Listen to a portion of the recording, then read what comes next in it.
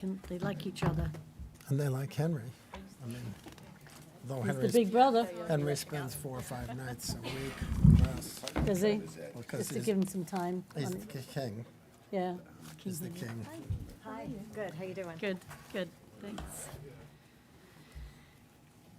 We just came from the CFN scholarship awards they just gave out. So I think 14 students got scholarships Very nice. from nine different scholarship programs. So that I was there because there's a culinary scholarship. Oh, nice, who got that? So, Justin, and I'm trying to think what his last name is. His wife. His mother is Magdalena. You know Magdalena, she used to work at Cape Cod 5.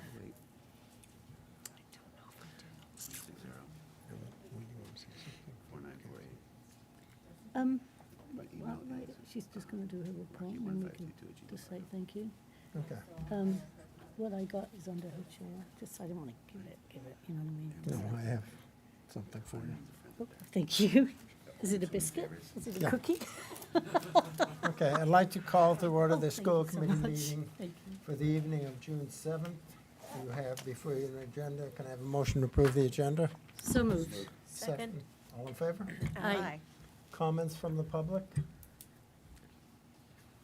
Seeing none? Student council representative. Catherine? So last time I wasn't aware of the fact that the last meeting was actually supposed to be my last meeting, so I never pulled you knew back. that. Yeah, so Pauline asked me to come back, and I just wanted to say that my experience here was great. I've learned many life lessons that I will carry with me throughout the rest of my life, especially through Harvard. I think that will be very important. So I just think I hope I did a great job, and I hope I pulled through my weight here. And it was a great experience meeting everyone in this room, and it was just wonderful. So thank you. Thank you, Well, thank Catherine. you. Any Yeah. questions? Esmeralda? No. Laura? Just a comment, bravo, you did a beautiful job. It was a privilege to have you with us up here. Yep, you really did. You did a fabulous job, and to watch you grow throughout the year.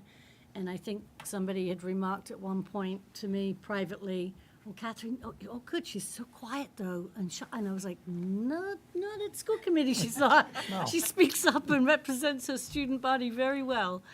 So I think it was lovely getting to know you and working with you, and I wish you the very best. Thank you. Rocky? To my wing girl, to your right, my left, find your voice, because you have plenty of choices. I'm not sure who said, because I was like, Captain, what do you think? What do you think? I'm like, well, do the chair, do the chair. I'm like, you've done an awesome job, and just so you know that, I hope that what you've done here facilitates the next person of this. This is a student council seat. I hope that they take it as serious as you have, and take as many notes as you have. Because I wasn't cheating off your paper, but I looked at your paper. Sometimes when you're writing notes over there. And you know what? Boston's a great spot for you. Find your voice. You have plenty of choices, and I'm so proud to sit next to you. You're welcome. Catherine, I just want to say you did a great job. I was somebody that thought at the beginning you might be a little shy, but then all of a sudden you started asking inconvenient questions. And I was really impressed with that. So good luck, and I know you'll do great. Thank you. What, you couldn't get into Yale? Yale is a very nice finishing school. You. So Catherine, there's a little something under the table for you from us, and we wish you the very best. Okay, thank you so much. We'll see you at graduation. Yes. You're allowed to go. Class dismissed. Yeah, class dismissed. Because we're going to talk about you now. driving hours in. Bye, Catherine. Thank you. Take You're care. welcome. Okay, superintendent's report. Sure. With the chair's permission, I'd like to move things around a little bit. I'll start with the end-of-year celebrations and academic awards. And I have to say that Catherine always does such a great job at Aha, Oh, there she you goes. get to take it, yay! Is that yours? But Catherine does such a great job in sharing what's on deck coming and what has recently happened. So I didn't know if she was giving a report today or not. So I'm glad she isn't. So I can we won't be repetitive. We are really in the midst of end of year activities and celebrations. There's a lot going on in the district. Last Tuesday, the intermediate school had its field day. It was a beautiful sunny day, and the kids had such a great time. There were three-legged races, water carry races, sack races, cornhole, tug of war, and so much more. And it just was fun to see them outside and really enjoying their time. On Thursday, the Special Olympics were held with field games that included parachute play, cornhole, big ball soccer, hoop toss, lots of other activities. Our elementary classes came by to cheer on the Olympians, and we had a very special treat with a visit from the Nantucket Fire Department in one of their big fire trucks to hand out medals to all of the participants. So thanks to Natalie Thompson and the Special Services Department for organizing such a great day. On Thursday evening, the class of 2022 held their senior ball, complete with beautiful gowns and dapper tuxes, a delicious dinner at the Nantucket Yacht Club, the traditional class prophecy, a yearbook signing, and dancing. So lots of fun. And then the next morning, the seniors came back to high school for their last day, where they had a nice senior breakfast at the beginning of the day. And then at the end of the day, they had a final exit from the Hall of the Whale as the last bell rang for their last day of school and for all to say goodbye. So it was a very special moment. Yesterday, seniors were again celebrated for their academic achievement and scholarship. Seniors received special achievement awards that were provided by each academic department last year. And since last year, there was the book awards were not in person. They offered the book award recognitions this year to the seniors who were awarded book awards as juniors last year. So that was very nice. Finally, all scholarship recipients were asked to take the stage in recognition for the over $300,000 worth of scholarships that were offered to this class. So very special. Underclassmen Awards Night will be held on Thursday, June 16th at 6 p.m. So please put that in your calendars if you'd like to attend. Baccalaureate celebration will be held this Friday at St. Paul's Church at 6 p.m. and Saturday is graduation, which will be held outdoors on the football field starting at 11 a.m. We won't talk about rain, but if there is some, hopefully not, I know, but then we might need to move to Sunday, June 12th. But both Ms. Vassal and I know that there's not going to be a need. So we are convinced that we shouldn't have any issues. Other events that are coming up, the senior car parade will happen right after graduation at 2 p.m. The parade route is, I believe, the same parade route which has been held in previous years. Other events that are coming up, promotion ceremonies at each school, along with pre-K and kindergarten celebrations that are happening at the end of next week. So lots of things going on. We certainly hope you can attend, enjoy, and love to see you at some of those events. The hiring process. We are slowly chipping away at filling our 46 open positions. We have 28 that have been tentatively filled. We will be participating in a Department of Education job fair, which is happening next week. And we are considering expanding some of our hiring searches to other employment sites that are specialized, such as MAST, which is for science teachers, and NCTA, which is for math. And so we feel that it's time now to expand to that, to be able to find some qualified candidates to come in. Handshake, which I discussed at the last meeting, which is really for new graduates, has been very fruitful for us, and we are continuing to use that as a search engine and hope to continue with Indeed and some of the other areas. Housing remains to be one of the biggest issues with regard to people feeling comfortable coming to the island. So I'm going to be shameless again and promote and say anyone out there in the community who knows of 10-month or year-round housing that's available, please let us know. The superintendent's office will be very happy to accommodate a conversation to talk about some opportunities for housing for our teachers. The children of Nantucket deserve it, so thank you. For our, I'm sure you're curious about the two administrative positions that are open, the executive assistant and school committee clerk. I am thrilled to announce that Katie Bedell is our new executive assistant and school committee clerk, and she is at the back of the hall next to Logan, so. I'm very Welcome. excited to have her, so thank you, Katie. We also have, we are this close to hiring an HR specialist as well. Some very final details on a contract are being put together, and I will certainly share that information with you at our next school committee meeting. For our newly, and I think that's all actually for our hiring process, but I'll go into enrollment. This month, we are up by 2 students from 1,708 to 1,710. We have 3 new enrollments at NES and NIS and 1 withdrawal from high school. So small number this month. And that's it. Happy to answer any questions. Esmeralda? No questions. Laura? No, just a comment, I hope you're right about the rain, lack thereof. Me too.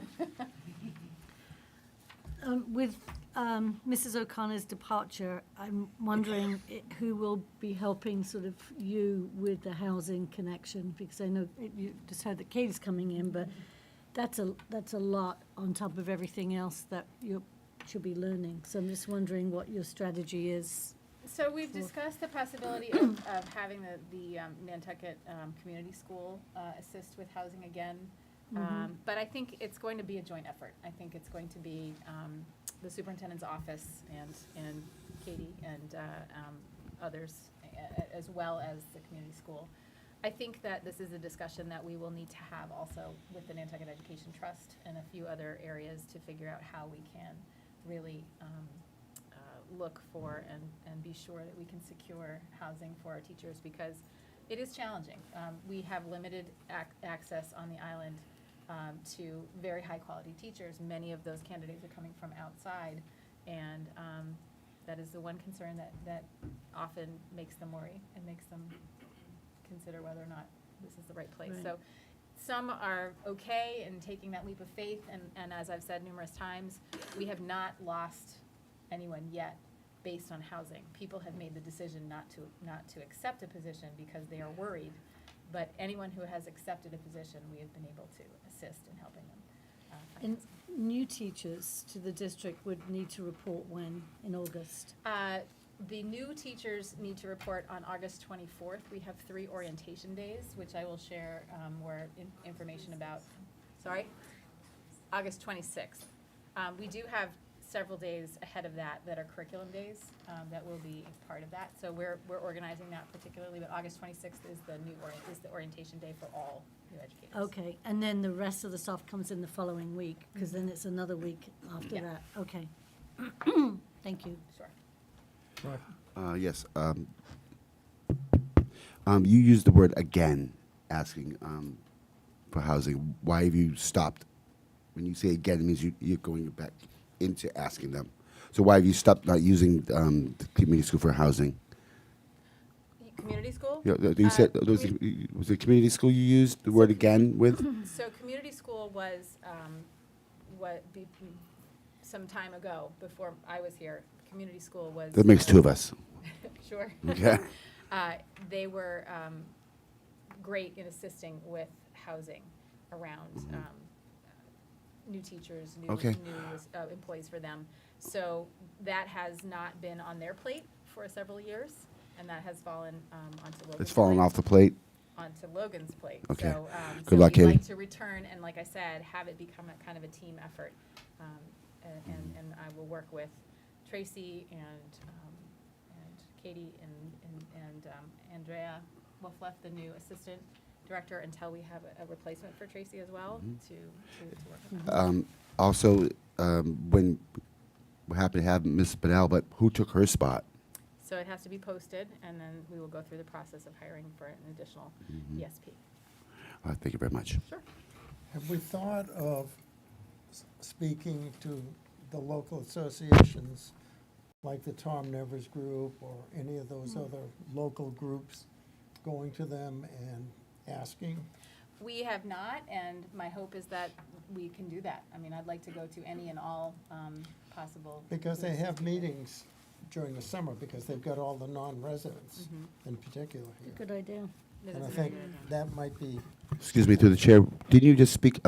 Every Wednesday they meet at Fairgrounds. That is the Rotary. Rotary. Well, that's, yeah, Rotary. I'm yeah, saying no, that's those. You hit all your connects, and those guys No, and women have the connects. no, I think that that's a great idea, Rocky.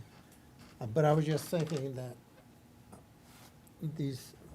a lot of non-island residents Civic. have an empty house. It's a civic And, league, right? Yeah.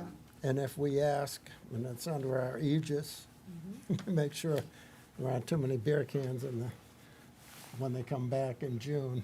I think that I hadn't thought of that until tonight. That might be a resource. Sure, absolutely. Thank you. I Okay. think we have one room rented at our house with a teacher coming in, and we've got a possible second person, so we still have 2 rooms That's good. available. Great. Thank you. I don't mean at my house, I mean our house. Just in case my husband's watching. Okay, presentations and discussions of issues of interest to the committee. Athletics update.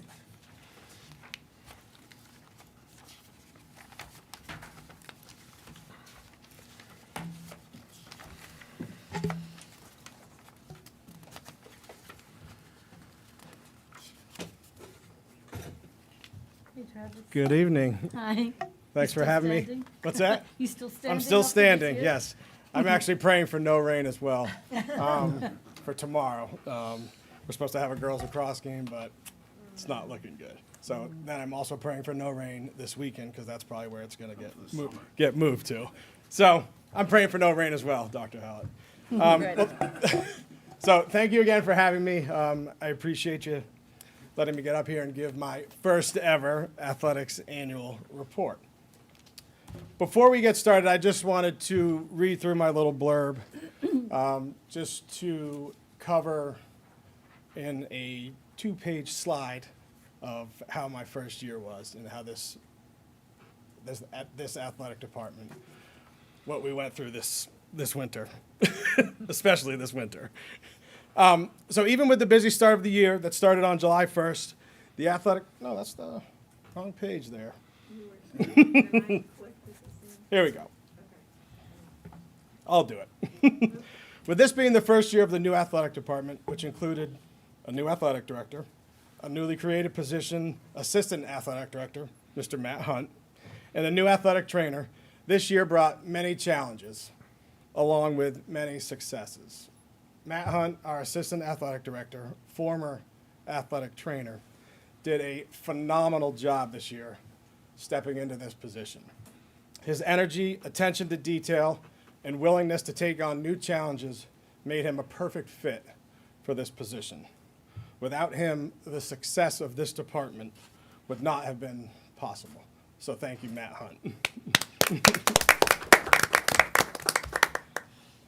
Sitting next to Mr. Hunt, Tyler Konopko was hired as our athletic trainer in early December and hit the ground running right after winter sports started. So a tough time.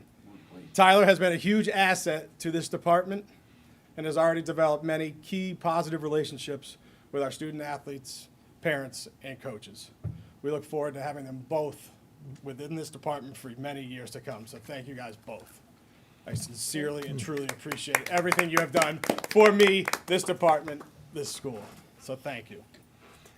From the transportation issues in the fall to the spike of COVID during the winter season to the official shortage and weather challenges this spring, the athletic department was always trying to stay ahead over the course of the school year. We worked collectively with our athletes, our coaches, parents, and many other people to try to make this a positive experience for everybody involved. We feel confident as a department that we were able to accomplish this. Was everything perfect? Nope. Did we make mistakes? Definitely. But with all that being said, we are an open and honest department, and we are willing to learn from what went wrong and try to improve for the future, starting with next year. We will continue to seek input from players, coaches, families, staff, and others to see what we can do better as a department, because we know everybody out here has better opinions and ideas. Even with the busy start to the year that started on July 1st, this department was still able to meet the needs of all of our student athletes and coaches on a consistent basis.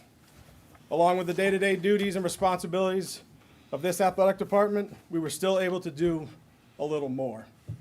We added a middle school golf program and a middle school cross-country team to our fall athletic programs, along with adding a JV recreational tennis team and club track and field team for both middle school and high school. We will continue to improve our department by adding new programs, offering professional development opportunities for students and coaches, and along with many other initiatives that will bring this athletic department to new heights. One of the goals of the athletic department this year, one of my personal goals during the interview process, was to bring Whaler Pride back that was once here. Over the course of the year, this athletic department created many positive relationships with our student athletes, coaches, parents, faculty, and staff. We felt that this had a huge impact on our school's sense of Whaler pride. The attendance at all of our home games increased dramatically from years past. Our student support at these games was second to none. Being a native and going through this system myself, I can honestly say that this was something that I had never seen before. Did the student support create more work for Matt and I? Definitely. But we can say that we enjoyed every minute of it. This year definitely had its ups and downs.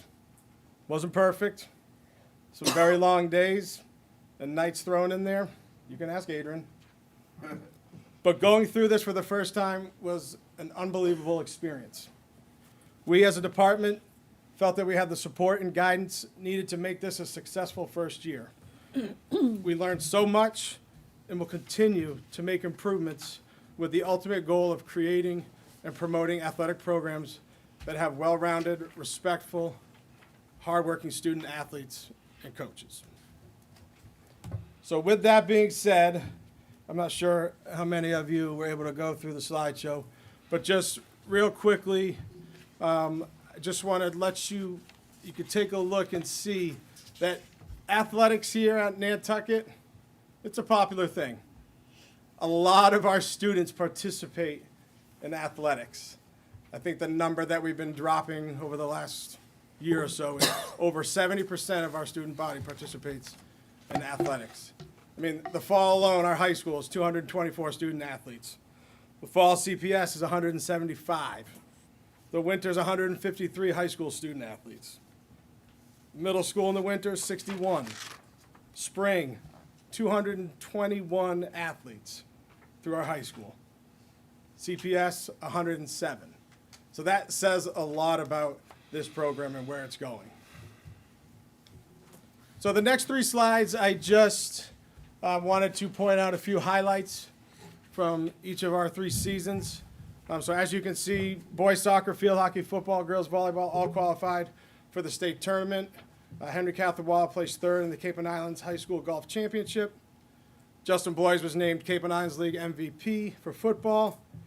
And Dr. Lepre, I'm sure you like this one up there. Football defeated the Vineyard 27-7 in the annual Island Cup football game. And you can also see how many All-Stars we had represented in the fall season. So that's a testament to all of these kids' hard work and the coaches' commitment to these teams. This winter, boys basketball, swimming and diving, boys hockey all qualify for the state tournament. Girls swimming and diving were league champs. We had 2 MVPs for swimming, Emma Davis on the girls' side, Kevin Johnson on the boys' side. And a highlight for girls hockey was Evelyn Fye scored her 50th career point, which was pretty exciting. And then there's the breakdown of the league all-stars as well. And for the spring, we are currently in tournament play right now. Our girls tennis team just lost yesterday. They had to make the long trip to Rockport with the new tournament setup. It's north of Boston. It's 115 miles. So they went up there and unfortunately lost. Our boys team beat Norwell yesterday, so now they're going to Hamilton Wenham on Thursday, which is another 115-mile drive. Chris Morey completed his 30th season as head coach this spring with the softball team. Riley Williams pitched a no-hitter against the Vineyard for his last high school game, which was exciting. Sophomore Bailey Lower scored her 100th point in girls lacrosse. She was also just named the other day as the Cape and Islands League MVP for the Lighthouse Division. And our club track and field team was able to compete in 4 meets this season, which was pretty exciting. Just real quickly, we were fortunate enough to receive some donations over the course of the year, which we're pretty excited about. The first one was $3,700 from the Nantucket Yacht Club to benefit our boys and girls tennis teams. $3,000 from 97.7 for sports equipment and to help with user fees. I just received this check yesterday, $25,000 from the Sankaty Head Golf Club and the U.S. Mid-Am Championship to benefit our growing golf program. So we're pretty excited about that. Gym equipment from the Westmore Club. They reached out a couple months ago and said, hey, we're redoing our gym. Do you guys want our equipment? We're like, yeah, ours is in rough shape. And it's like, oh, it's only 2 years old. So perfect. So we did the swap. So we're pretty excited about that. And then we also just got a 20-foot storage container from Anise Electrical Services to store some football equipment down by the field house. So a lot of nice donations. So the last 2 slides I'm really excited about. And like I said in my opening spiel, in addition to slides fall under the little more category. So this summer we were able to order and install 2 new scoreboards on the field hockey and baseball field and the soccer and softball field. Matt and I were also able to update the gym banners that had not been done for quite some time. So that was exciting. We were able to refinish the gym floors in both the high school and CPS. Another improving the social media game for the athletic department has been something that actually Matt has really run with the Instagram. So, I mean, I give Matt all the credit in the world for upping our game in the social media. And it's where we are right now. It's what the kids have. Everyone has their phone attached to them. So social media is super important, and we feel like we're there right now with that. Improve relationships with the Booster Club. We offered first aid and CPR classes for all of our coaches this past summer. We also required all coaches, both paid and volunteer, to take the MIA Fundamentals of Coaching Education course, and we'll do that again this summer as well. A new and improved awards ceremony format. We did that this winter. We brought everybody into the auditorium. Matt and I spoke for 10 or 15 minutes.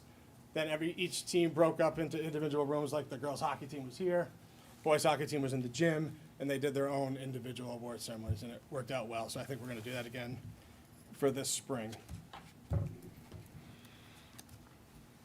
And a few more additions, accomplishments, and improvements. Like I stated before, we added a couple of new programs to our repertoire. Like I said, we added middle school golf, which had 30 kids this past fall, middle school cross country with almost 20 kids. And this spring, we added the high school and middle school track and field program, which was super exciting. I mean, the coaches are already reaching out to Matt and I, can we be a real team next year? Can we be a real team? It's like, just slow down. We're going to get there. And then the JV, rec, boys and girls tennis program, which was great. And then just quickly, about maybe 2 or 3 weeks ago, I was able to bring 10 student athletes over to Monomoy High School for a student athlete leadership workshop, which was really exciting. The kids were definitely like out of their comfort zone, which was good. I had an opportunity, it was only like, what, 15 or 20-minute ride, and I kind of spoke to them on the way there and said, hey, I know this is like weird, it's not cool. They probably like, yeah, I know this is gonna be so weird, Mr. Lombardi, like, who's gonna be there? I'm like, it's gonna be kids like within our league, and maybe you can like create and develop like new friendships or relationships. You're not gonna be, they're gonna break you off into groups. It's not gonna be Nantucket there, Vineyard there. Like, you guys are gonna mix in and like talk with one another. Like, okay. And so it was a 3-hour workshop. The ride back to the boat, I said, all right, I'm going to put you all on the spot. Like, give me one takeaway. And each and every one of them, like, spoke. And it wasn't just like, oh, it was fun. Yep, oh, that was good. Like, they really, really enjoyed it. I think they benefited from it. So I was excited that we were able to do that for them. The last two things on this slide here, I was able to complete my last required NIAAA LTC course to become a registered athletic administrator. I know Dr. Hallett's excited about that. And then Matt was able to, with all of his work and duties and responsibilities, he was able to complete his coursework to earn his master's degree in sports administration. So I'm pretty proud of him for that. So I think we should give him a round of applause for that. And then just looking ahead, I mean, you can read through these. I won't go through all of them, but there's just some ideas that Matt and I have for maybe next year, maybe the year after. But the High School Athletic Hall of Fame is something that's been on my mind for a while. I think the school only has one class, so I feel like we should be able to get that back up and running. I'm looking at a freshman boys basketball team this winter, looking at having Mike Gervin's woodshop class build some booths for field hockey and the soccer fields for this coming fall. So with that, I mean, like I was talking to Pauline in the hallway, and to say that it was super easy, it wasn't. Like, it was hard, but I enjoyed it. And I'm not going anywhere. And I'm looking forward to the next couple of years, because I know I got my first year under my belt, and I think we're ready to take this to the next level. But I'm ready for July 1st. So, thank you. Any questions? Esmeralda?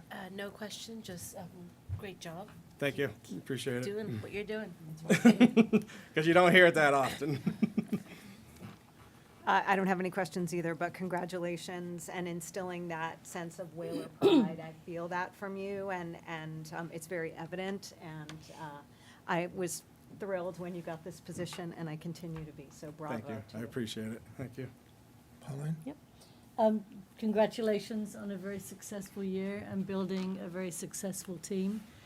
I would ask you to have some time for reflection and think about what you need for you individually and maybe for your team to support going forward. I think last year was tough, and we had the COVID, no COVID, COVID.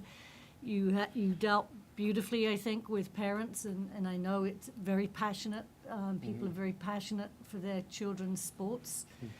And so I think you had some tough challenges this year, and you met them graciously and very well. So thank you. But I would like to ask you to think about how we can help you, or what can we help put in place to support you more. Thank you. I appreciate it. Sure. Rocky? Well, as a former athlete, alumni, yes, not just Dr. Lepre, but I'm also Go Whalers, beat Vineyard. I know that. All right, I have multiple questions. Yes, it starts 30 miles at sea. You know, you reiterated that it was 115 miles. Well, you start with 30, right? Sometimes that's your home field advantage when they have to come here, right? Right. Getting on that boat. So you take it both ways. I have a question. We have so many athletics. Do we have club? When you said that these kids, we want to be on a varsity or a JV program. What do you have to do, to be a club sport?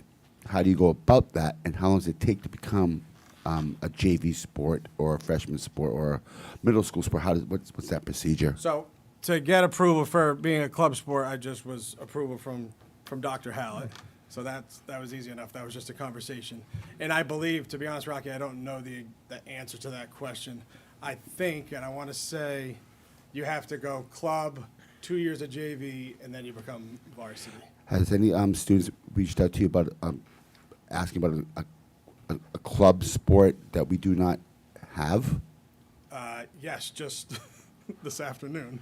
Well, I No, didn't do that. I swear to God. No, I know. Someone reached out today about gymnastics, and the other day was boys volleyball. Okay. And it's easy for a kid or the parent I spoke to in the parking lot this afternoon to say, why can't we just start it next year? It's like, well, there's a process, and it's Okay. like we need to get a list of people that are interested in doing it. Like we can't just start it tomorrow. Is that something that the student council could facilitate so the kids in the school know how to proceed with that, or how would someone want to know? I want to get a kite flying club or whatever. How Well, I is think that? something like kite flying would probably go through student council. That I'm would just go using through that, I mean, athletic I'm using it, department. it's just- But and any then- kind of sport, the initial step would be to have a conversation with myself.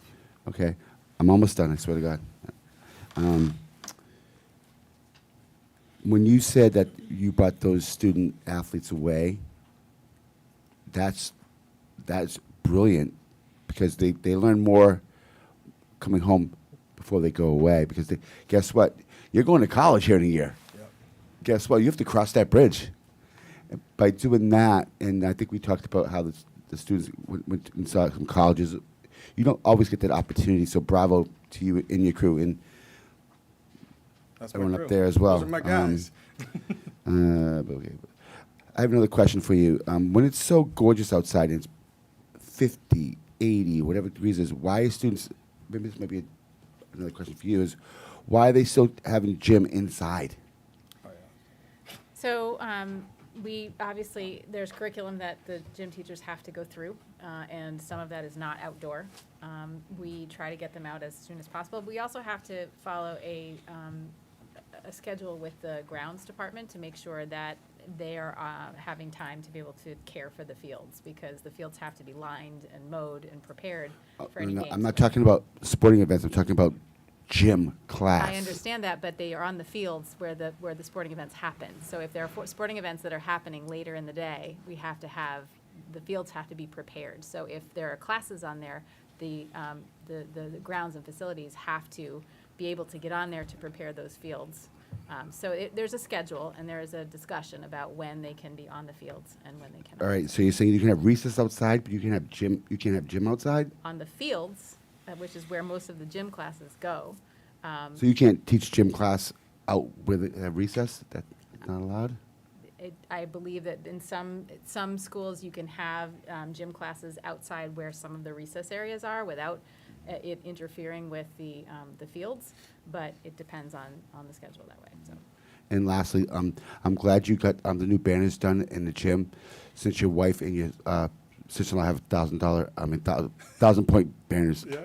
Okay, well Those played, are already sir. up there, though. Okay. Thank you very much. I'm sorry to Thanks, Rocky. take your Appreciate time. Great job, Travis. And always, keep it up. I think you did a great job. I think you got a great team, and you beat the Vineyard. What more could you want? That's the beacon of success right there. Yeah, right. No, good job, Travis. Thank you. Appreciate it. Thank you. Thank you. Technology Department. Jen? It's always fun to follow the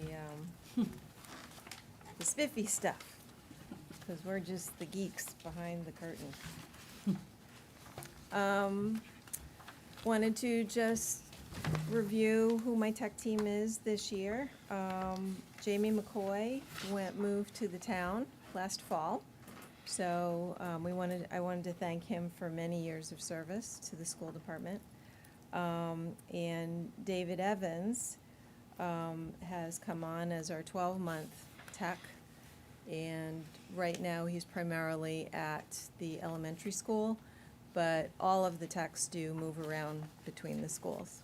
So myself, Joanne Johnson, David Evans, Jason Campisi, Marina Bencheva, and Jaime Saravia.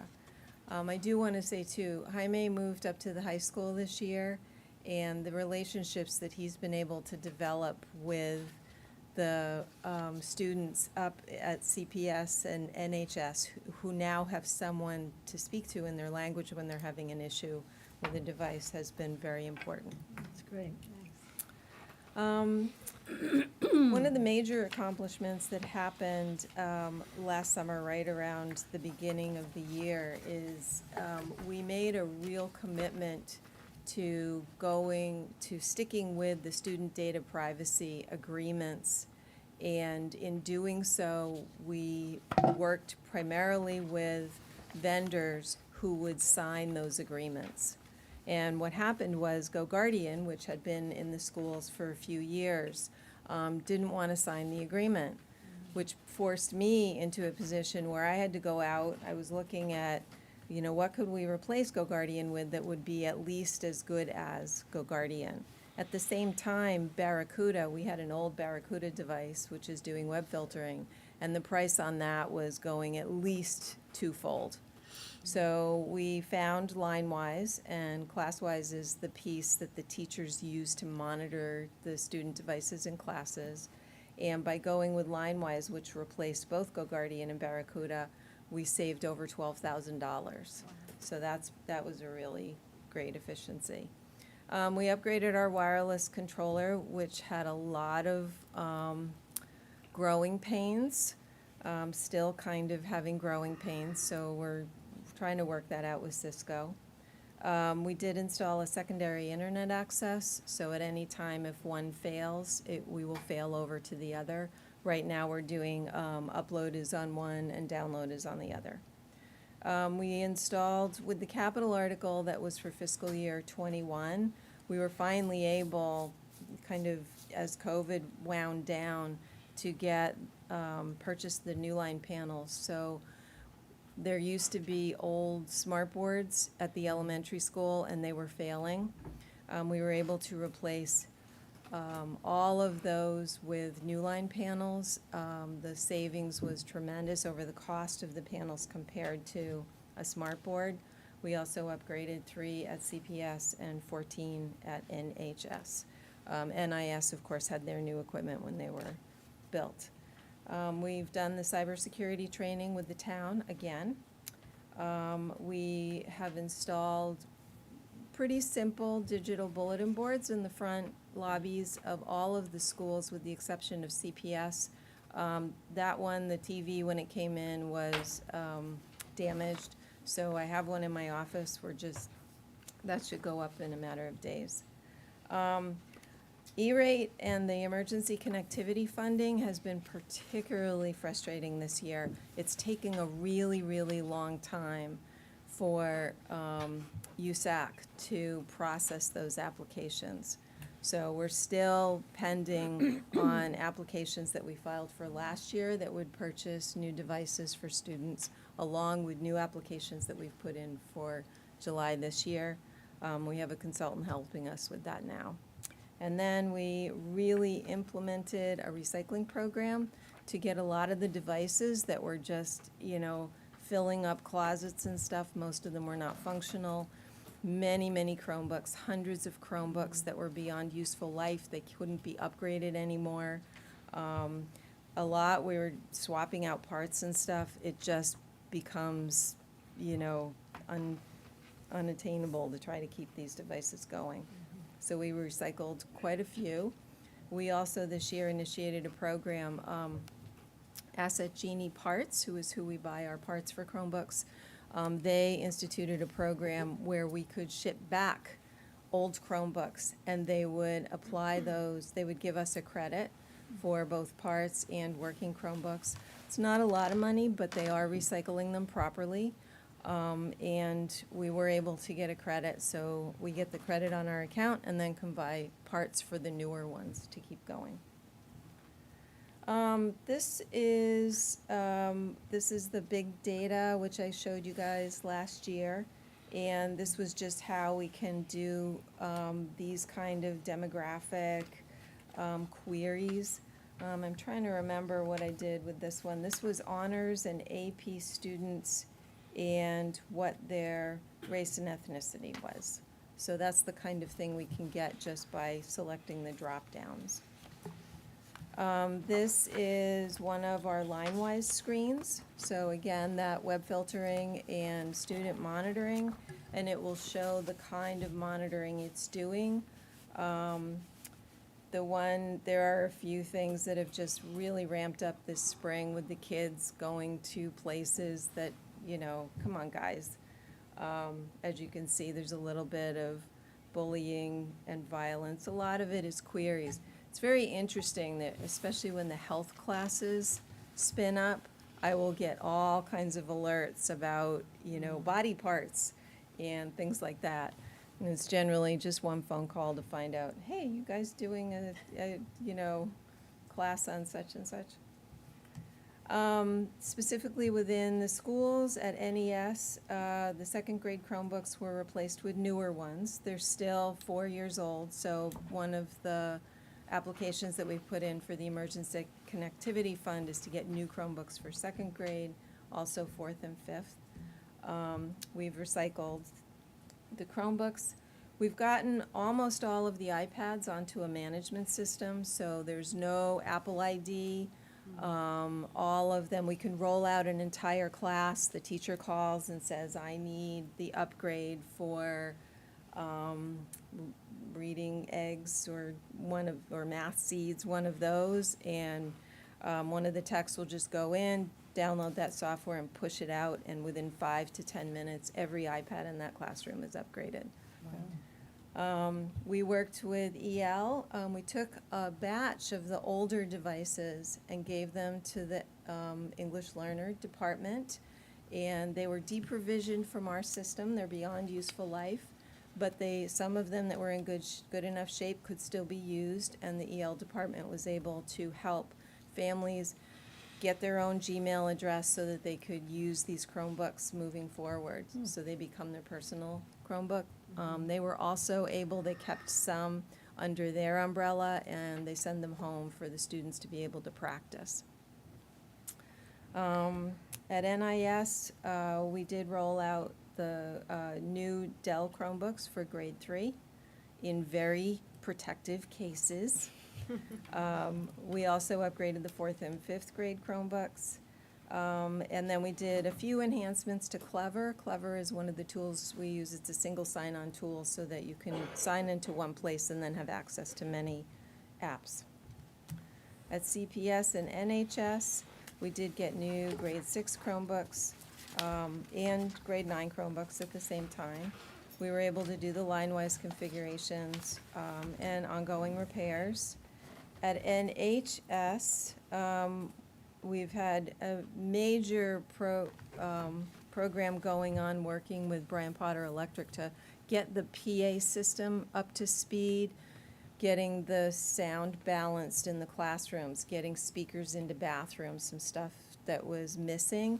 It was actually kind of a joint effort between myself and Diane O'Neill and facilities, because Brian Potter was also working on the installation of the new line panels. So that just kind of worked well. It's like, okay, they're going to come in and they've got those panels to do, and then they'll move on and get these speakers done. We did run new wiring to many of the rooms. We kind of streamlined the auditorium. Right now, if you walked into the auditorium with a laptop, I would be able to hand you a cable, similar to the way we do here, hand you a cable and plug in a microphone, and you would be able to project to the beautiful projector that we got to project up on the screen by plugging in one cable. So that was a long time coming. It used to involve, okay, who's going to run it from the back and whatever. So we've been able to get that going. That's great. At the community school, we continued to support them and their testing center. This is just the, annual numbers of devices that I upgrade every year. It's interesting that you see, if you compare this to the list from last year, after I made the presentation last year, we were able to move the purchase of 150 of the Chromebooks that would normally be in July. We were able to move them to June. So that's why it's showing that in fiscal year 21, there are 450, and then there are only 150 for fiscal year 22, because that came at year end, and we were able to move that in and get those devices in-house very quickly. Devices by year, again, that purchase that moved into June makes it look like fiscal year '22, there were less, but in actuality, those were devices that were rolled out brand new in September of this year. The administrative functions, pretty much the same, that we maintain, other than line-wise. It's really, I was in a classroom, and the teacher got on to class-wise, and was just, he and I were talking about something, and he's on class-wise, and he says to me, "Excuse me for a minute, you know, Joey, would you get off that website? You need to be focusing on your reading," or something like that. It was really, and they're like, "What, you're watching us?" It was kind of cute. So, we are continuing to do data collection and reporting, and still working on the big data and the data hub projects with the state. And of course, SIMS, EPIMS, SCS, all of that state reporting that we do. Looking ahead, we hope to enhance the network and the wireless even more, make it more stable. We are close to having a really, really tight inventory life cycle program going, where every, 1 year might be desktops, the next year might be teacher laptops, the next year, and then Chromebooks would be leapfrogging for years, so that we are cycling in new equipment and moving that equipment forward.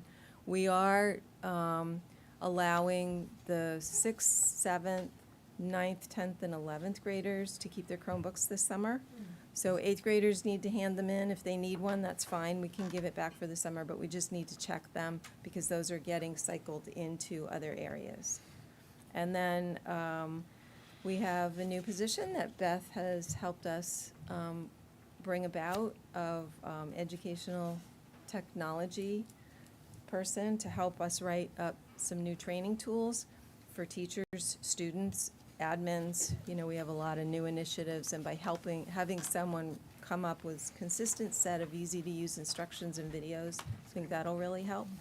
And then we're hopeful to have senior devices for next year. I would love it if the seniors could get laptops, so that by the time they come out of our school system, they're familiar with the Apple products, the Chromebooks, and Windows products. So, questions? No questions. I just want to say it's amazing to see how much technology has evolved within the last few years. And thank you for being so dedicated to all of us. Thank you. I just have, I agree with, and having been part of our negotiations, I'm just in awe of all you were able to do, so thank you. So students are issued a Chromebook for the first time when they enter second grade? They don't have one in first, is that correct? They don't have one in first grade. So the, Kim, may I ask that, through the chair, if Kim can address that? We have iPads for some preschoolers, all kindergarten and all first grade. The technology use, the apps that we use for it are really much more effective for K and 1, just purely from developmentally, their fine motor skills just aren't ready for keyboarding, so the iPads have been really effective. So each child has one? In the classrooms, they don't leave the school. Okay, thank you. No questions, but just thank you, Jen. Thank you to you and your team. And I do feel sometimes, as you started your presentation with, the wizard behind the curtain, I think sometimes all of what you do is so behind the scenes that we forget that you're there. And that's good, because everything runs so smoothly. But ripping the curtains open and saying thank you to you and your team. Absolutely. Thank you. First, I read it with my committee members. Also, said great job. Sometimes you have to peel up the Band-Aid. You're like, oh my God, you're the first one there. I have one couple questions. Now, in the high school, there's a school career program, right? Do you have that capability to offer someone a school career child who's in the school, who knows computers inside and out, to come and learn from you and work with you inside the school? Is that a capability in your department? Possibly. What we've done instead, which I failed to mention in all this, is my Nantucket program. It's a cutesy name, but it's been really powerful. We had Okay. My question is that an option for kids? And in the high school to come and learn, or the middle school, or in NAS, to use their techie capabilities that are like real quick. Is that an option for them here? So how we've started it is with the Nantuckets. They come, they're let out of their advisory, and they come to the tech office and work for half hour to 45 minutes on repairing devices. This year, they came and we took a robotics cart that was in disarray, and we took everything apart back to its original inventory, and so that was ready to hand over to the science teacher. We got the 3D printer working again.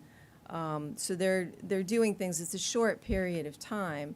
I would have to work with, I guess, the curriculum coordinators to find out how that would work on school to career.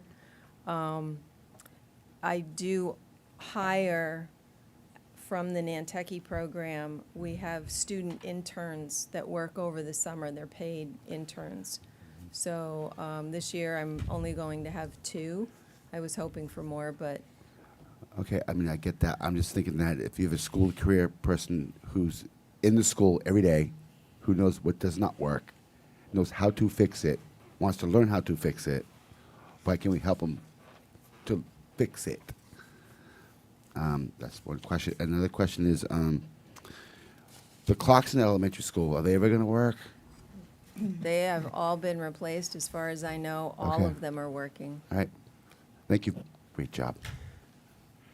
Jen, I'll be a little bit of a Luddite. What about, have we been looking at screen time? Elementary school really made the commitment once the students were back in school to reduce the amount of screen time greatly. Is that accurate? Yep, they have one block a week for 45 minutes, and that can be split from Imagine Learning, which is supplemental literacy program, and Zern, which is supplemental for our math program. So they might do 20 minutes of one, 20 minutes of the other. Kindergarten goes to lower level apps that are like Reading Eggs, Math Seeds, which are supplemental for the curriculum that we have right now. But that's it. At NIS, the Chromebooks are in carts, and they are pulled out of the carts when needed. My impression is it's generally for reading assignments or something like that. I don't know the curriculum well at NIS. At CPS and NHS, they're on them quite a bit, but this is where they're working on things. To have one device and have access to all that information from the one device, they are on them quite a bit, and they're on them when they go home. So I think Pauline remembers that it was a hot topic not that long ago. About the kids being on the screen, Yeah. absolutely, yeah.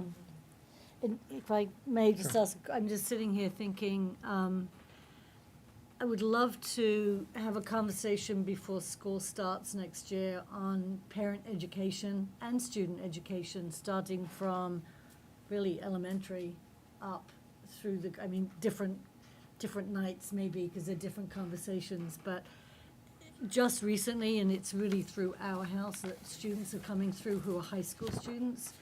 And some of the things that they've shared with me about their experiences online as a middle school student and an elementary school student is something that I think we need to pay attention to, because to me, it's kind of, I'm peeling that onion and thinking, okay, so if they are exposed, and I asked you in detail in the past about privacy, and I feel confident that we are protecting our kids while they're here, but the parents need the education for when they're at home, because what I'm being told by students now is that what they saw as a middle school student or an elementary school or intermediate student changed their world.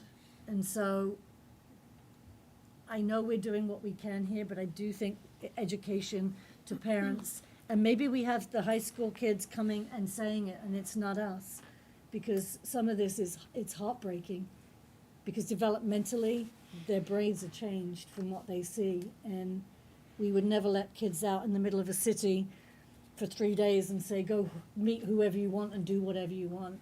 But in actual fact, that's exactly what we're doing when we open up the internet. So it's just something that's been a lot of conversation at our house, and we plan to do something, but I'd love to partner with you for September, because the parents need to be able to know how to control, how to block, how to say no. But it's really upsetting. It's, there is a program with LineWise that, Beth had written a letter, that LineWise, the company, will send out to all of the parents of Nantucket public school children, and it may have just gotten lost in junk mail, we really didn't push it again, but they can make use of some of the tools and features at LineWise, separate from the school. We can help parents understand, too, that if you make sure that your child is logged in either on a school device or logged into their Google account, then we're watching. We're receiving, alerts and that kind of thing. So yes, I would love to do it. It's a perfect example for everybody in the planet. It's like, what are the tools that you have, and are you actually taking the time to make use of those? So I think at this point we have the tools. We just need to make the time, and we need to help the people that are just like, oh my God, they don't speak English, I can't talk to them. We've kind of started it. Our first parent night before COVID started, I think that was very, very interactive. It was in the library. We had little videos of appropriate use and how to take care of your Chromebook and stuff like that. As we move forward, I'd like to get back to something more interactive. We've been focusing on the parent day and night that we have before school starts, and helping parents get their information into Aspen so that we have accurate information. But we certainly can step that up, especially I think it may be appropriate for the educational technology person to write some of those things and start communicating more. I have tended to focus with communicating through the principals at all time. There's always been the sensitivity to parents just getting bombarded with stuff from the schools. And I don't want to be one more email. But if we have a presence on the webpage that's easy to use, that kind of thing, and the principals are able to include links to that, I think that's a great way to get started too. Okay, thanks, Jim. Tremendous job. You're doing a great job. Thank you very much. Yeah, thank you. I know everybody's been waiting for the school committee self-evaluation. I don't see anybody leaving.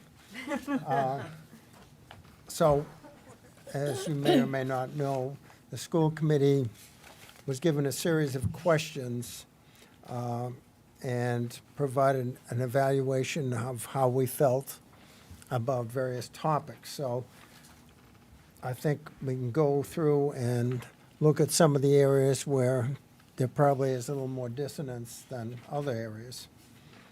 I mean, everybody seemed to agree that school committee policies are pretty clear and up to date, and that's probably because most of the members have been on the policy committee.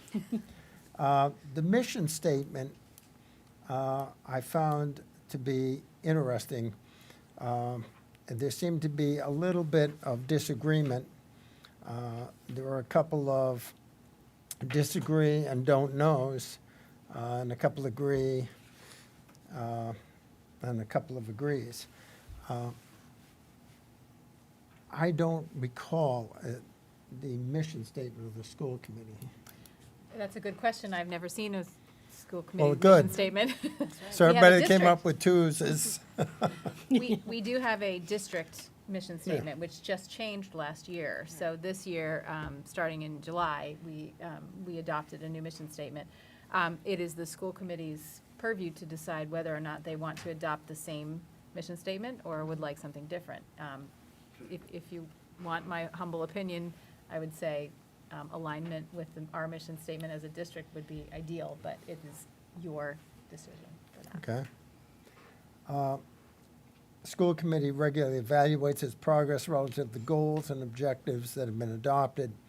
I mean, pretty much, it was one disagree, a couple of strongly agrees, and so I think that that is reasonably straightforward.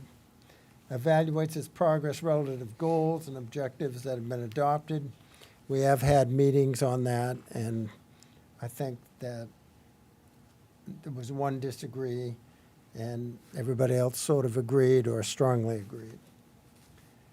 Refrains from decision-making at the administrative level and reinforces the chain of command, seemed very positive.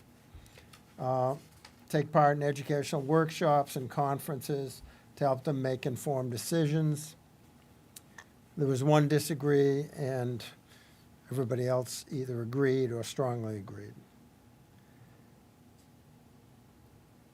I think that that's an area that, although there was a very positive response, I think that that's worthwhile seeing if we, either through mask or through some mode that we can continue with education. I think that that's important. I think it's difficult out here. You know, I found the mask conference on Zoom to be a little iffy to my mind. I don't know how everybody else felt about it. If I may, through the chair, the mass conference, I have found, I've been now two years, and I have found it to be very, very useful. It is hard when you can only choose one, you know, when you're online, you choose one session to go to, where instead in person you have a variety. You can choose one, move away if it's not exactly what you're looking for. I would love to see opportunities, or I'd love to see any of you join me to go to the mass conference. It is certainly well planned and well thought out. There was no one who came in person. A couple of you did follow on Zoom, which was certainly a good opportunity. But there's a difference in going in person. So please put in your calendars. It's usually the first weekend in November. So if you please look, just put that in there. It's usually Thursday, Friday, and Saturday. So it would be great to have you. It's a combination MASC and MASS, which is the School Superintendents Association. So it will be superintendents, assistant superintendents, finance directors, and school committee members. So it's a great opportunity. How about through somebody like Jim Hardy? I think certainly if there is some, if there's opportunity for Jim to come, I think that's always great. I mean, he is our field representative. I think we would have to have very specific requests as to what we want him to talk about, whether it's a specific topic around strategic planning or around goal setting or around evaluation of the superintendent. He will be coming next week for that, so make sure you're available on the 14th. I think it's wise, as long as we have some specific requests of him. Just we have to have an area that we want him to speak with. And if he's not able to do it, he can certainly give us recommendations on who might be able to. I think everybody would be interested in that. Absolutely. I mean, I think it's tricky to get off island to attend these things, since we all have day jobs. Operations, roles of the committee officers are defined by committee policy and understood by all members. There was one disagree, and the rest were generally positive. I think there probably is a way that we could define the chairman and the vice chair's responsibilities a little clearer. New members receive introductory training and orientation when they join the committee. One disagree, and everybody else seemed to be positive. But we really don't have a formalized plan, per se. And I think that would be useful. We do have, it is a requirement for any new school committee member to go through orientation, and that's what when we had Jim Hardy here, that's what happened. It was an abbreviated course, also because of the timing. If I think I remember correctly, it was kind of a strange timing, and so there are orientation courses that actually are even, I think, 1 or 2 day courses. So maybe we need to have a little bit more, in the future, have a more robust orientation by MASC to that, so. Please. Just that everybody's always distributed a lot of reading material, and there's options to do homework in all kinds of ways. The policies are always there. Everything sits on the website and live in the central office. COVID did impact some of the more routine opportunities for everybody to attend. But the mask introductory course is a necessary piece for new people. And I would just second that the mass conference is so worth attending in person. If you put it on your now and commit to it. Okay. Procedures and protocols is defined in policy section B for committee operations are published and understood. We have 2 disagrees, a couple of agrees, and 2 strongly agrees. We probably should have something, we used to have on the, when we got the agenda, it was printed sort of the policies and procedures around the meeting, and I think doing that again would be helpful. Because, like, for example, comments from the public, how we should handle that and everything else. Members treat each other with courtesy and respect. A couple of agrees and the rest were strongly agrees. All members are encouraged to voice opinions and take positions, very positive. Respect the will of the majority in sport decisions, very positive. Members share pertinent information through the school committee chair to prevent surprises and promote informed decision-making. I think that's pretty positive, but I think also that everybody feels very comfortable going to Beth and voicing your concerns, because I think that's why I have my phone number in the paper, is so that you don't get an answering machine or a secretary. I mean, we're elected, and this is the person we have hired, and we should feel comfortable going to her. Members do their homework and come prepared to make decisions. There's a disagree and don't know, which is interesting. I'm not sure. We do get our agenda ahead of time. So I think you can do your homework on that. They understand the role of the individual as part of the whole group, very positive.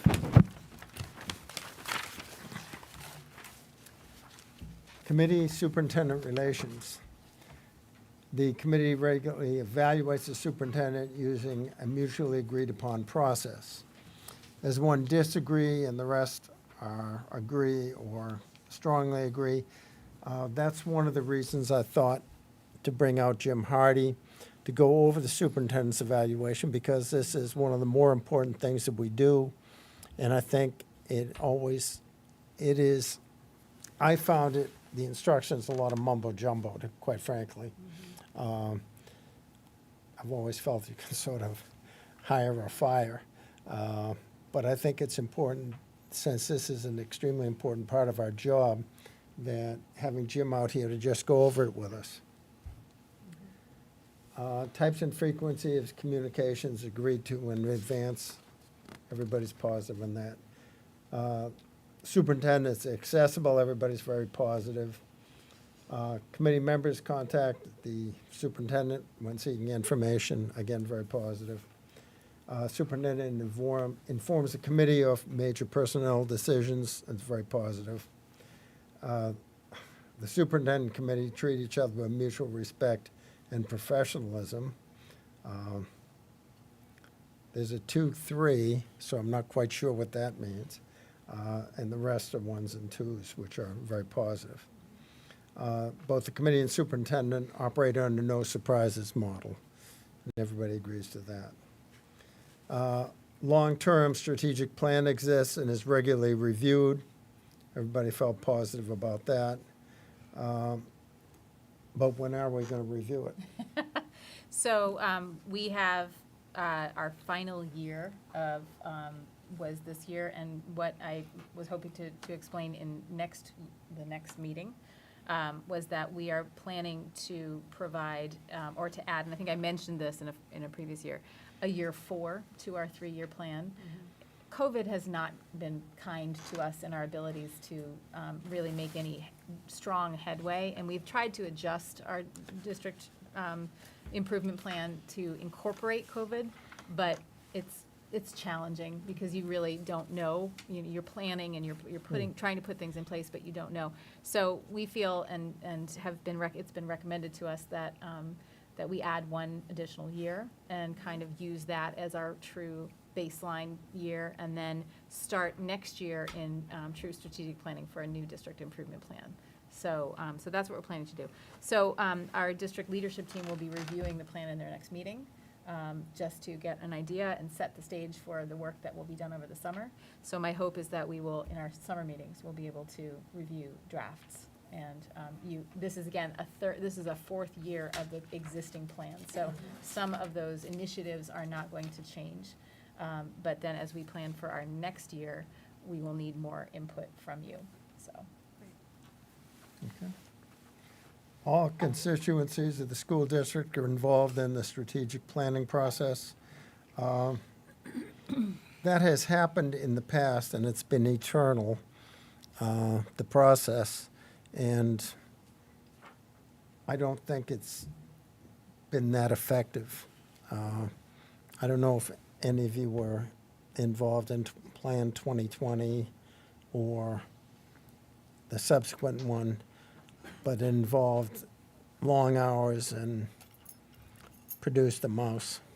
It really wasn't, it covered so much, it wasn't a vital document that you could really look at and use. I think, there were probably 5 or 6 things that are important that we can all agree on and move forward with, but I think that's always an interesting problem. We involved everybody in 2020. Anybody that had a pulse on the island was there. The budget process is documented and published. We all agree budgets are developed based on needs from the bottom up. We had one don't know, and everybody else seemed to be agreeable. The committee as a group presents and advocates the budget to the town of Nantucket officials and the community. We have one disagree, and the rest are agree or strongly agree. That's always an interesting question, whether you grab the selectmen by the ear or whether it's showing that we're involved and interested in the budget, which I think carries over. I think when we built the intermediate school, Mike spoke to any group where there were 2 people standing, whether they wanted to hear it or not. I don't know that we need quite that level of advocating for the budget, but I think it's important for us to be involved and very positive about it. There are elements that we all may disagree with, whether we need a Pachisi team or what, but I think that the important elements of it, I think we really should be able to get behind. School committee receives regular reports with budget and financial status for the school system. Martin kills many trees every quarter. Community relations, the committee has a public relations plan for the school system and communicates regularly in a systematic way with its constituents. This was a lot of don't knows and disagree. And I think this has been a chronic problem. We have had multiple public relations committees. We have published documents and nothing has been done. I think that this is always something that you have to do, because I think where do we find out, our graduates that are graduating on the dean's list? It's the bottom of the damn back page of the paper, okay? The court report is above the fold. We're below the fold. And we've got to have our kids, we've got to demonstrate the kids that we're producing, or the kids that are graduating from Nantucket school system are being successful and doing well. But it's right down the bottom of that last page. And I think it's a chronic problem, and I don't think I've seen it solved in my time on the committee. The committee encourages the participation of community members in as much as decision-making as possible. This is a little whifty with a 2-3, a 2, a 3, and 2 1s. I think there's probably somebody with more experience down at the school council levels where you see that work being done. Works cooperative with other branches of the municipal government. There's a disagree, and a couple of disagrees, a couple of agrees, and one strongly agree. I don't know. I think that we do work cooperatively. We get money. You never get what you ask for, but it seems to me that we get taken care of pretty well, and we have not thrown things at Libby when she's come here. So I don't see quite the dismay with that. Regularly reports its own progress and accomplishments. Everybody is very positive about that, but the trouble is not everybody watches the TV. And if we rely on the paper, we're back in the lower edge of the back page, unless they're in the court report. Conduct of meetings, receive sufficient information far enough in advance to prepare for meetings, everybody agrees. Public input is encouraged and done according to established policy. And again, I would bring up, we used to have printed in every agenda a copy of what was expected of participants in the meeting, because it's a meeting in public, but not a public meeting. Full and sufficient debate is allowed.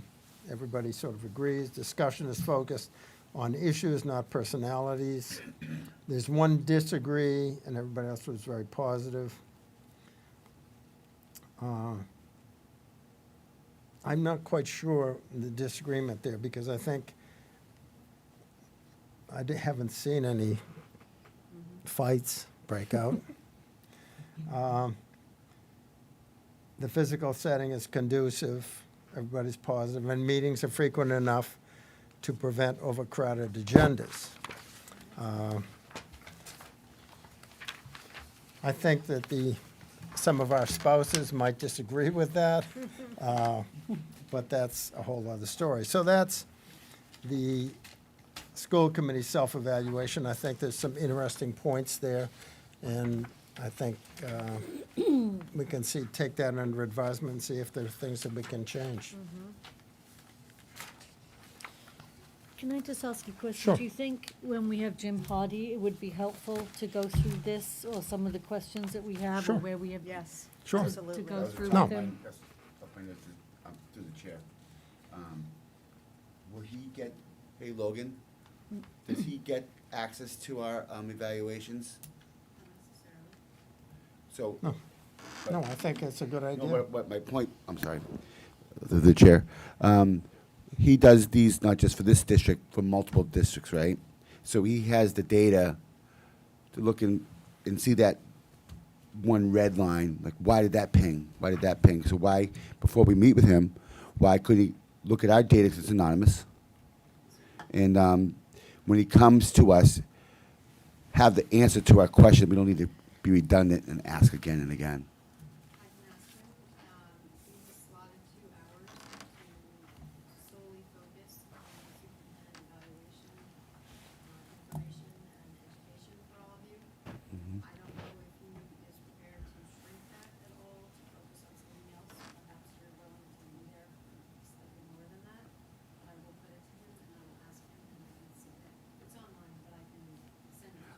I think that our self-evaluation will help evaluate the superintendent, so that has some precedence. Okay, thank you. Particularly with the 3s and 4s.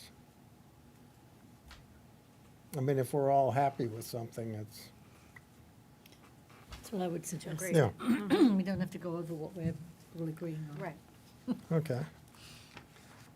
Thank you, Logan. Committee discussion and votes to be taken. A vote to approve the donation from the Nantucket Educational Trust to Nantucket Intermediate School for grade 5, class of 2029, field trip to Camp Borndale in the amount of $1,000. So moved. Second. All in favor? Aye. A vote to approve the donation from Nantucket Land Council to Nantucket Intermediate School for grade 5, class of 2029, field trip to Camp Borndale in the amount of $2,500. So moved. Second. All in favor? Aye. A vote to approve the donation from the Nantucket Book Partners LLC to Cyrus Pierce Middle School to WCPS News Network in the amount of $200. So moved. Second.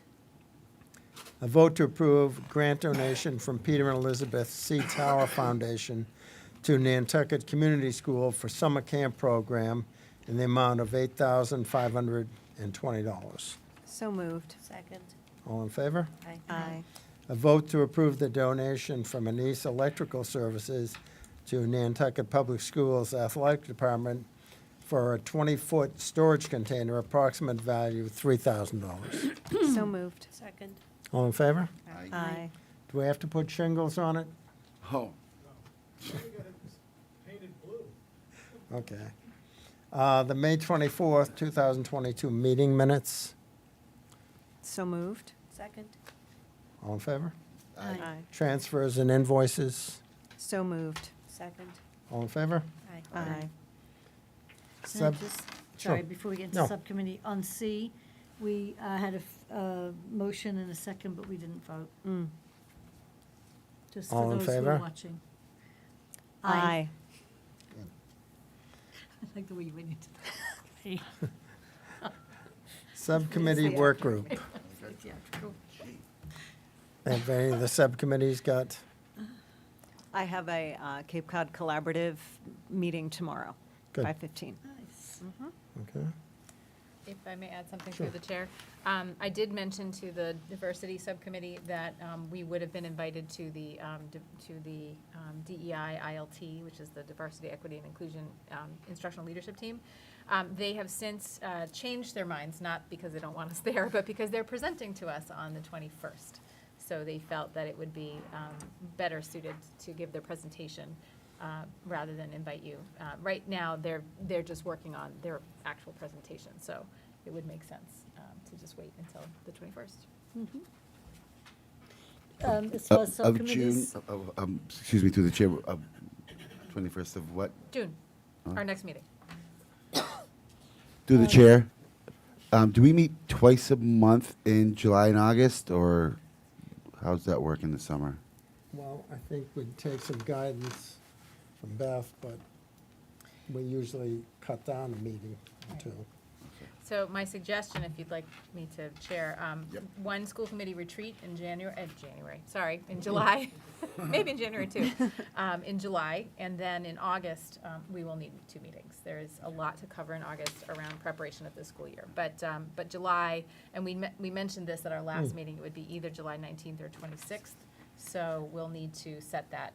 It doesn't have to be on a Tuesday, it's a I thought we retreat, did. so I thought we said it for the 26th. the 26th, then I shall make it clear that it's the 27th. All right?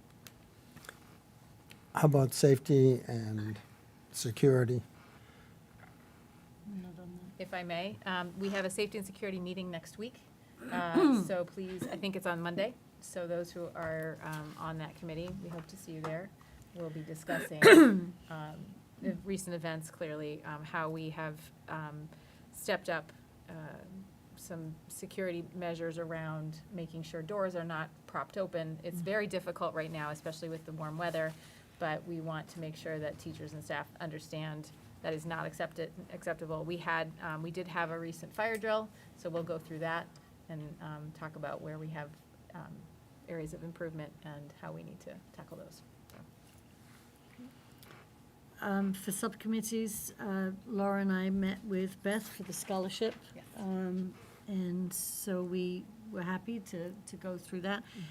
I just wonder, and I think this every graduation year or month, it would be great if we could work with the other entities that are giving out scholarships, because I think we'll find again this year that some students get multiple scholarships, and there are a lot that apply that don't get anything. And so I would love to see just more coordination tonight. Right before the meeting, I was at the Community Foundation Awards for their scholarships, and I just think it's helpful.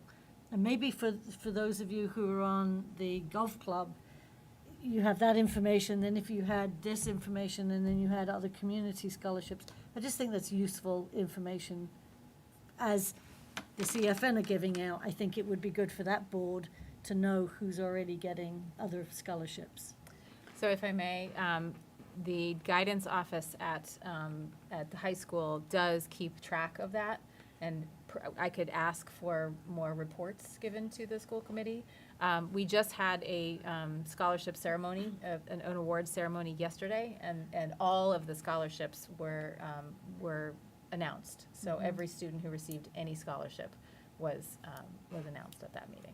But certainly we could ask for reports on a periodic basis throughout the scholarship season, so to speak. Right. Or maybe communicate and work with the CFN subgroup that are also giving out scholarships to make sure that They know that. they know that, Sure. so that if they're giving a 4-year, $5,000 scholarship, it's not going to, because they don't have They don't the have- financial information that the school has, like we Right. were privy to.